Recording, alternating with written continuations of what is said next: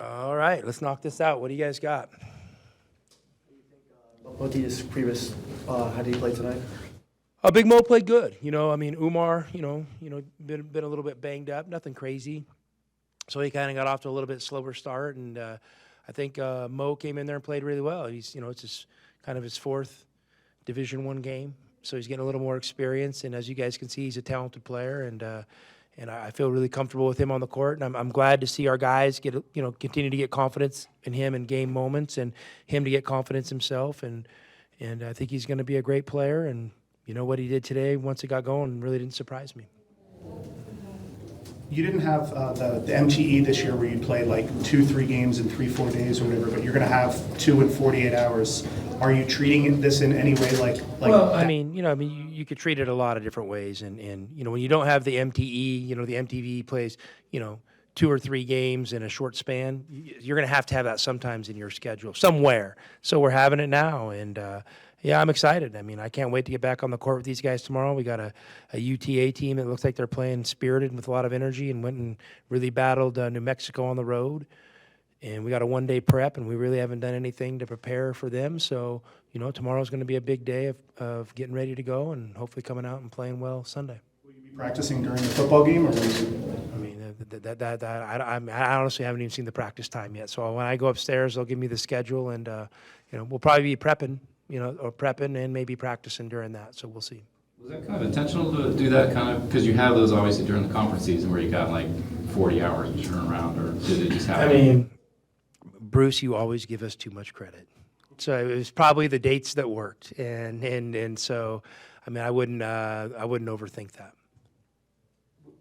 With all the balance you have, I don't know, I just happen to notice when those two guys got 20, you yanked them. I mean, Bruce, you give me too much credit. I didn't even know what they had, and it was just time to get on to the next guy. You attribute to having less turnovers tonight. I think last game you had 14 in the first half, and then now you have 14. I mean, we're an aggressive team. So when you're aggressive, sometimes you're going to make mistakes. And we addressed some of the stuff on film, and I thought our guys did a good job. Maybe tempering down some of their decisions a little bit, and we'll continue to work on that. But what we don't want to do is we don't want to get conservative. Was there maybe some rotation issues that led to them getting a lot of open threes? Well, to be honest with you, they have not shot the ball well this year. So we kind of picked our poison on a few things. And, the big fella, I mean, hey, good for him. He was 1 for 10 coming into the game. And I felt like, we did a really good job just with our activity defensively. They're a system team, and they have a kind of a pattern-based offense they run. And did a pretty good job getting them out of it. But within those patterns, they have lots of little reads and wrinkles. And they're good at running them. They're probably, better at running them than maybe we are guarding it sometimes, but I thought our effort and energy were pretty good.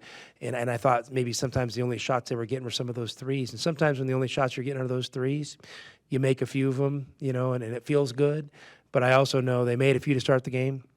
I think 3 of their first 4 baskets were threes. Then they missed a few, and I think we went on an 18-0 run. So it's just kind of how the game breaks sometimes.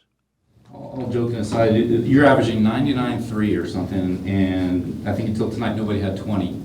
Individually, is that about what you expect? Well, we're playing a lot of guys right now, and we have guys definitely capable of scoring 20. I mean, I have no doubt in my mind about that. We have multiple guys who have scored 20 in games, so we'll see how that plays out over the course of the year. But I think our strength is going to be in numbers and depth, and hopefully our guys, really buy into that and stay consistent with that over the course of the season. Caleb really took over during that run that you went on. You kind of waiting to see him do something like that? Not really. I told him I love the way this has started because, it hasn't come easy. And, things that come easy aren't really worth it. And, just because he transferred to Arizona and changed, uniforms and coast doesn't mean it's going to come easy. So I just told him, but I was really proud of the effort he was playing with because I felt like he was establishing a standard of effort for himself that was higher than he had done previously. And that was the number one thing for me. And I told him, if you stay true to that, your moments are going to come.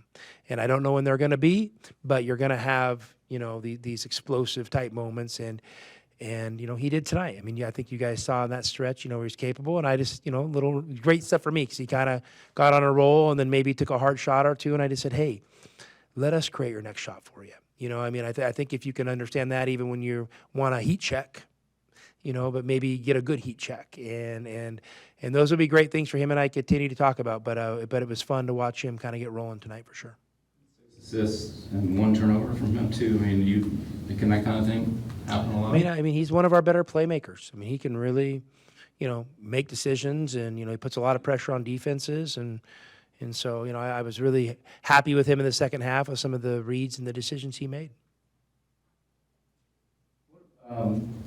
What about Texas Arlington?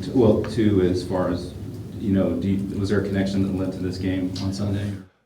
I mean, none that I'm aware of. You know, none that I'm aware of. It was just, you know, TJ, you know, works hard at the scheduling and teed it up, and I agreed to it. Hey, I would like to say though, hey, for one, I'm thankful, you know, for the fans coming out today. And I know it's a 9 p.m. game on a Friday, and there's a lot going on. You know, one of the gaps we still have to grow in our program is we have a lot of season ticket holders, and I'm thankful for the ones that come. But we had a lot that still aren't coming, and I don't know why. You know, for me, so you know, my message to the fans would be, you know, we're thankful for their season tickets. We're thankful for their support. This isn't a money grab. Okay, this is an energy grab. And we need more effort and energy out of some of our season ticket holders that have tickets, whether they have to move them to their friends, give them back to the school for someone else to go.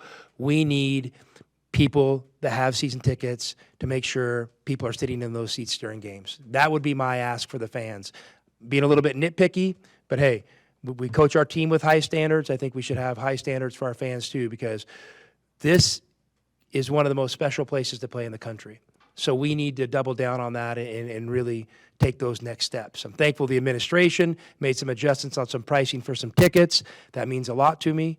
And I mean, I feel great the direction we're going, but you know, my message to those fans on Sunday, you know, find a way to get down here. This is a special group of guys. We got a special program.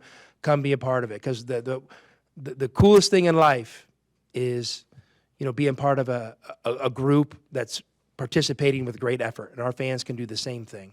And so the fans that came did a great job tonight, but let's get those fans that have season tickets, you know, I hope they're feeling guilty for not coming and maybe not moving them to a friend, because, you know, this is a special place, and there's so many people in this community that would want the opportunity to come here and that maybe can't afford it or don't know their tickets available. You know, let's make sure those people are included in our program too. All right. See you guys. Anything? Was that it? Oh, what? That was a good mic drop. People sitting in all areas, so probably a sellout, I think. Yes. Yeah, so, Yes. But you can feel that it's not quite Well, full. listen, there's a gap between our season ticket holders that have tickets and actual people that are scanning tickets and coming to the game. That's the gap we need to fill. You know, obviously, you always want to sell every ticket possible. In our program, for the most part, we'll do a great job over the course of the season doing that.